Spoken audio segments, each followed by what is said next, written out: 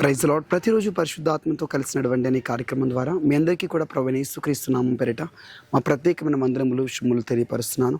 ఈ రోజున ప్రభు మనకిస్తున్నటువంటి వాగ్దానాన్ని ధ్యానిద్దాం. యోహాను వ్రాసినటువంటి మొదటి పత్రిక 1వ అధ్యాయము 7వ వచనం.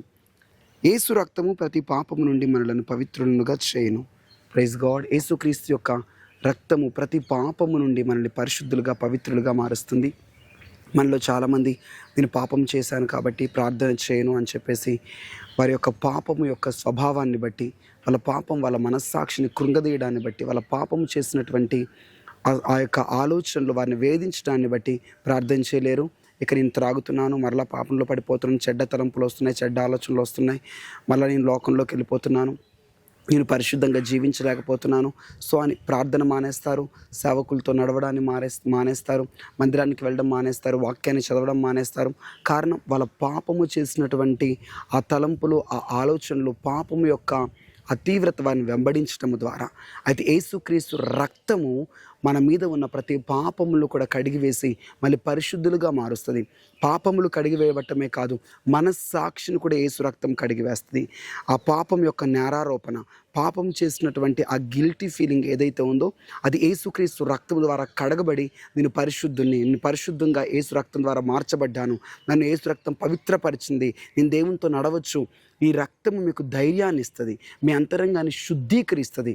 కాబట్టి మీరు ఎవరైతే అలాంటి ఆలోచనల ద్వారా పీడింపబడుతున్నారో, బలహీనపరచబడుతున్నారో, నేను తప్పు చేస్తున్నాను, పడిపోతున్నాను, జారిపోతున్నాను, నేను నీతిమంతుని కాదు అని ఎంతమంది అయితే అలాంటి ఆలోచనలతో ఉండి దేవునికి దూరం అవుతున్నారో, ఇప్పుడే యేసు రక్తం మిమ్మల్ని విడిపిస్తుంది. ప్రతి క్షణం కూడా యేసు రక్తంతో కడగబడండి.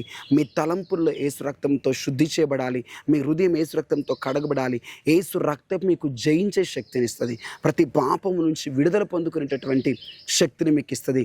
సో యేసుక్రీస్తు రక్తముతో మీ ప్రతి పాపములు కడగబడి, మీ మనస్సాక్షి కడగబడినప్పుడు మీరు నీతిమంతులు, పరిశుద్ధులుగా మార్చబడుతున్నారు. ఇక పాపము చేసినటువంటి ఆ భావన, ఆ ఆలోచన మిమ్మల్ని వెంబడించదు. మీ మనస్సాక్షి శుద్ధి చేయబడి నేను పరిశుద్ధుణ్ణి, పవిత్రుణ్ణి అని ఈ వచనం, ఈ వాక్యము ద్వారా మీకు బోధిస్తూ ఉంటాడు. పరిశుద్ధాత్మదేవుడు మీకు ధైర్యపరుస్తూ ఉంటాడు. మిమ్మల్ని విజయవంతమైన క్రైస్తవ జీవితాన్ని జీవించేలా ఆయన మీకు సహాయం చేస్తాడు. కళ్ళు మూసుకొని యేసుక్రీస్తు రక్తముతో మీ ప్రతి పాపాలని కూడా కడుక్కొనండి. కళ్ళు మూసుకుందాం. లార్డ్ జీసస్, మీకు వందనములు. మమ్మల్ని వెంబడిస్తున్నటువంటి పాపపు భావన, పాపము చేసినటువంటి ఆ యొక్క గద్దింపు, హెచ్చరిక, మనస్సాక్షిలో కృంగుదల ఏవైతే మమ్మల్ని వెంటాడుతూ ఇక మీతో నడవకోకుండా, ఆత్మీయంగా సంతోషించకుండా, ప్రార్థనలో సంతోషించకుండా ఒక వేదన, కృంగుదలలోనికి తీసుకొని వెళ్తున్నాడో సాతాను, యేసు రక్తము ద్వారా అవన్నీ కొట్టివేయబడి మేము పవిత్రులముగా మార్చబడుతుము గాక, పరిశుద్ధులుగా మార్చబడుతుము గాక. ఏ పాపపు భీతి, పాపపు భావన అయితే నీ బిడ్డలు వెంబడిస్తుందో యేసు రక్తముతో వారి మనస్సాక్షిని మీరు కడిగివేయండి, శుద్ధీకరించండి. నీతో సంతోషంగా, ఆనందంగా నీతో నడుచుటకు సహాయం చేయమని ప్రార్థిస్తుంటున్నాను. మాటి మాటికి వాళ్ళు పడిపోవడానికి వీలేదు ప్రభా. నీ రక్తము ద్వారా వారు పాపమును జయించుదురు గాక. నీ రక్తపు శక్తి వారి జీవితంలో ప్రవహింపబడును గాక. నీ అభిషేకం చేత నింపి వారిని మీరు కాపాడి ప్రొటెక్షన్ దయచేయమని, ఈ దినమంతా క్షేమం అనుగ్రహించమని యేసయ్య నామములో ప్రార్థిస్తున్నాం తండ్రి. Amen, amen.